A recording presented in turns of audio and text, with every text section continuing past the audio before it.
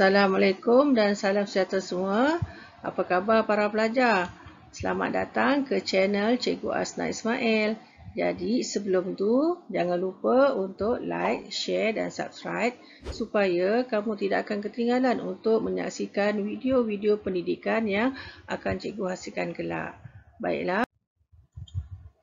Hari ini cikgu akan menerangkan perihal pola ayat. Jom belajar bersama cikgu. Baiklah, kita sedia maklum dalam satu binaan ayat yang lengkap mesti mempunyai bahagian subjek dan juga predikat. Apakah itu subjek? Subjek ialah bahagian dalam ayat yang menjadi unsur yang diterangkan. Subjek juga terdiri daripada frasa nama. Manakala predikat ialah bahagian dalam ayat yang menerangkan subjek. Predikat pula terdiri daripada frasa nama, frasa kerja, frasa adjektif dan juga frasa sendi nama. Baiklah, dalam ayat susunan biasa, subjek biasanya akan mendahului predikat. Jadi, pelajar perlu ingat dalam ayat susunan biasa, subjek akan mendahului predikat. Ini bermaksud subjek di bahagian hadapan manakala predikat di bahagian belakang. Sebagai contoh, pelajar lelaki itu memperkenalkan dirinya. Jadi subjek pelajar lelaki itu, predikatnya memperkenalkan dirinya. Ayat yang kedua, Aiman guru sekolah menengah. Yang ketiga, mereka akan ke Stadium Bukit Jalil. Yang keempat, adik sedang tidur di dalam wayan. Dan yang kelima, kebaya biru itu kepunyaan kakak. Jadi, pelajar kena ingat ayat susunan biasa, subjek akan mendahului predikat. Ini sangat berbeza bagi ayat susunan songsang. Okay. Dalam ayat susunan songsang pula, predikatnya pula akan mendahului subjek. Predikat akan mendahului subjek. Sebagai contoh, kita terbalikkanlah kalau ayat biasa, subjek di depan, predikat di belakang. Tapi kalau ayat songsang, predikatnya di depan dan subjek di belakang. Tapi dalam hal ini kita lihat contohnya. Memperkenalkan dirinya pelajar lelaki itu. Guru sekolah menengah Aiman akan ke Stadium Bukit Jalil. Mereka sedang tidur di dalam buaian adik dan kepunyaan kakak kebaya biru itu. Jadi para pelajar kena ingat ya, ayat susunan biasa subjek di depan, predikat di belakang. Manakala ayat susunan songsang, predikat di depan dan subjek di belakang. Jadi, bagaimanakah hendak mengenal subjek dan predikat dalam ayat?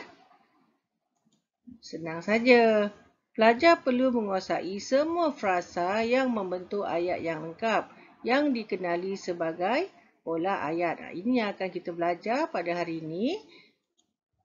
Dan dalam bahasa Melayu, terdapat 4 jenis pola ayat, iaitu yang pertama untuk subjek dan predikat. Subjek tadi cikgu dah terangkan pada awalnya. Subjek terdiri daripada frasa nama. Manakala predikat boleh terdiri daripada frasa nama atau frasa kerja, frasa adjektif dan yang keempat frasa sendi. Jadi kalau kita lihat formula mudahnya ialah FN campur FN, FN campur FK, FN campur FA dan FN campur FS. Maksudnya frasa nama campur frasa nama campur frasa kerja, frasa nama campur frasa adjektif dan frasa nama campur frasa sendi. Jom tentukan pola ayat bagi ayat-ayat di bawah. Para pelajar boleh bersama-sama dengan cikgu untuk membuat latihan yang diberi. Jadi kita lihat ayat yang pertama. Tetamu itu kenalan rapat ayah saya. Jadi, untuk langkah pertama, pelajar perlu menentukan di manakah subjek dan predikatnya. Okey, betul. Tetamu itu kenalan ayah saya. Di sinilah pemisahannya. Maksudnya tetamu itu ialah subjek, kenalan rapat ayah saya ialah predikat. Jadi jawapannya apa? Okey, betul. Frasa nama campur frasa nama. Okey, kita lihat yang kedua. Rahman menunggang motosikal ke tempat kerja. Okey, betul. Rahman subjek, menunggang motosikal ke tempat kerja ialah predikat. Jadi kita lihat menunggang motosikal ialah kata kerja. Jadi jawapannya okey, betul. Frasa nama campur frasa kerja. Okey, kita lihat yang ketiga. Kakak sulung saya sangat bijak. Okey, betul. Kakak sulung saya sangat bijak. Jadi jawapannya bijak ialah frasa kata adjektif. Jadi jawapannya frasa nama campur frasa adjektif. Okey, yang seterusnya kita lihat. Encik Dahlan dari sebuah perkampungan di Hulu Selangor. Okey, di manakah subjek dan predikatnya? Okay, betul. Jadi dari ialah kata sendi. Jadi jawapannya frasa nama campur frasa sendi. Okay, yang kelima. Para pelajar sedang bermain softball di padang. Betul, para pelajar sedang bermain softball di padang. Jadi jawapannya bermain ialah kata kerja. Jadi frasa nama campur frasa kerja. Okay, yang ke-6. Feri itu berlabuh di jeti Kuala Sepetang sejak minggu lepas. Subjeknya feri itu berlabuh di jeti Kuala Sepetang sejak minggu lepas ialah predikat dan berlabuh ialah kata kerja. Jadi jawapannya frasa nama campur frasa kerja. Macam mana pelajar? Senang ke susah nak buat menentukan pola ayat ini? Sangat senang kan? Okay, kita lihat seterusnya. Baju berjenama itu sangat mahal.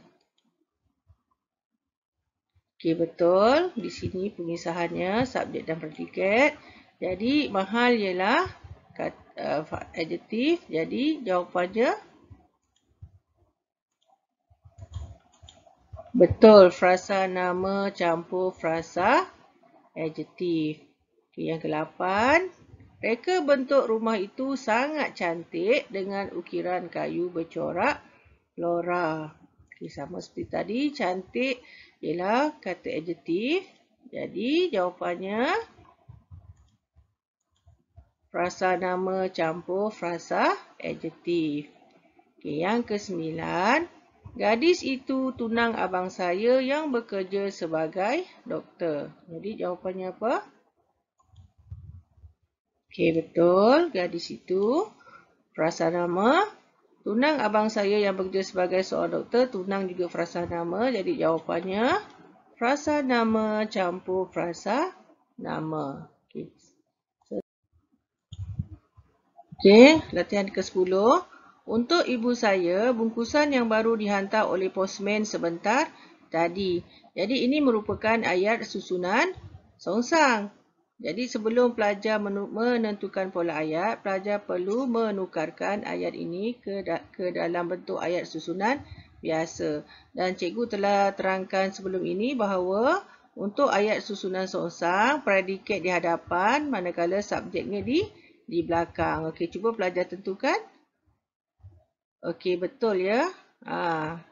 Untuk ibu saya, predikat, bungkusan yang baru dihantar oleh postman sebentar tadi ialah subjek. Jadi kita kena susun semula. Jadi bila susun semula, bungkusan yang baru dihantar oleh postman sebentar tadi untuk ibu saya. Jadi jawapannya betul. Frasa nama campur frasa sendi. Sebab untuk ialah kata sendi. Okey, bagus. Yang ke-11. Sungguh lazat masakan yang disediakan oleh Puan Zainab. Jadi di manakah subjek dan predikatnya? Okey, betul. Sungguh lazat ialah predikat. Masakan yang disediakan oleh Puan Zainab ialah subjek. Jadi kita susun semula. Masakan yang disediakan oleh Puan Zainab sangat lazat. Jadi jawapannya Frasa nama campur frasa adjektif sebab lazat ialah kata adjektif. Okey, perkataan sungguh ini hanyalah sebagai kata penguat kepada perkataan lazat tadi. Okey, yang ke-12. Telah saya siapkan lukisan itu pada minggu lepas. Sama seperti tadi, kita tentukan dulu manakah subjek dan predikatnya. Okey, betul ya. Lukisan itu. Okey, subjek telah saya siapkan predikatnya ya. Jadi jawapannya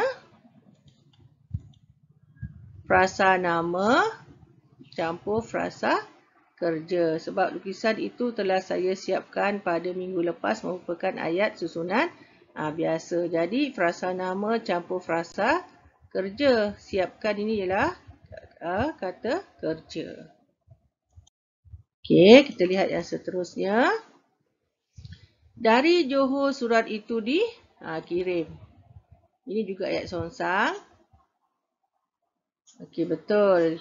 Dari Johor, predikat, surat itu dikirim ialah subjek. Kita susun semula. Surat itu dikirim dari Johor. Jadi jawapannya frasa nama campur frasa sendi. Sebab dari merupakan kata sendi. Okay, yang ke-14. Sangat subur pokok-pokok bunga yang ditanam oleh Suzy. Okay, jadi subjek dan predikatnya kita tentukan terlebih dahulu. Okay, betul. Pokok-pokok. Okay, jadi bunga yang ditanam oleh Suzy merupakan subjek. Sangat subur merupakan predikatnya. Jadi bila kita susun semula jawapannya frasa nama campur frasa adjektif. Subur merupakan kata adjektif. Okay. Sangat ni hanya kata penguat. Okay, yang ke-15. Juru terbang lelaki yang berbaju biru itu. Jadi di manakah subjeknya? Okay, betul. Juru terbang merupakan predikat. Lelaki yang berbaju biru itu merupakan subjeknya. Jadi bila kita susun semula, lelaki yang berbaju biru itu juru terbang. Jadi jawapannya frasa nama campur frasa nama. Macam mana para pelajar? Boleh faham tak apa yang telah cikgu terangkan? Okey, kalau boleh, bagus. Jadi, untuk latihan pengukuhannya, soalannya berbunyi, nyatakan pola bagi ayat-ayat di bawah ini sama ada ayat tersebut berpolakan frasa nama campur frasa nama campur frasa kerja, frasa nama campur frasa adjektif atau frasa nama campur frasa sendi ataupun FN campur FN, FN campur FK, FN campur FA atau FN campur FS. Jadi cikgu bagi 6 ayat sebagai latihan. Yang pertama, kebudayaan nasional lambang identiti negara kita. Yang kedua, kereta merah itu untuk anaknya yang belajar di universiti. Yang ketiga, beberapa orang doktor pakar sedang melakukan pembedahan tersebut. Yang keempat, memang cantik menara yang tinggi itu dilihat pada waktu malam. Atlet-atlet sukan Olimpik sedang giat berlatih di kompleks sukan negara. Dan yang keenam, segar bugar sayur yang ditanam oleh petani itu. Jadi pelajar boleh cuba menentukan pola ayat bagi ayat-ayat yang diberi dan membuat perbincangan bersama rakan-rakan atau guru di dalam kelas. Jadi cikgu amat berharap apa yang cikgu sampaikan ini akan memudahkan para pelajar untuk memahami apakah itu pola ayat. Jadi, cikgu mengucapkan terima kasih kerana para pelajar sudi menonton video pendidikan ini dan jangan lupa untuk memberi sokongan kepada cikgu dengan menekan butang like, share dan subscribe. Jadi, terima kasih.